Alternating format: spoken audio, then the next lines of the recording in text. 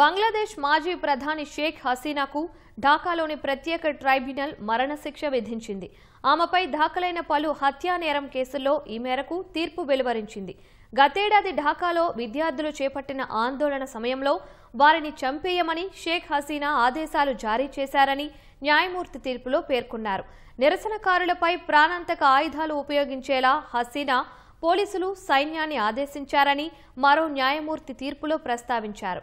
గాయపడిన వారికి వైద్యం అందించేందుకు కూడా ఆమె నిరాకరించారని తెలిపారు. షేక్ హసీనా అధికారంలో ఉండేందుకు బలప్రయోగం చేశారని పేర్కొన్నారు.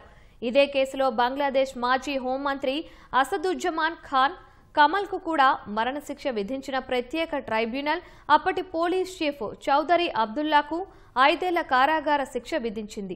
ఈ తీర్పు నేపథ్యంలో బంగ్లాదేశ్ వ్యాప్తంగా హై అలర్ట్ ప్రకటించారు.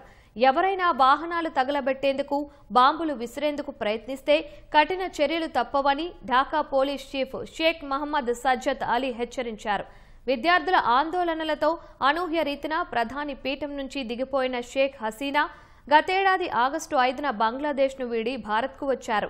నాటి నుంచి ఆమె ఢిల్లీలోని ఓ రహస్య ప్రదేశంలో నివసిస్తున్నారు.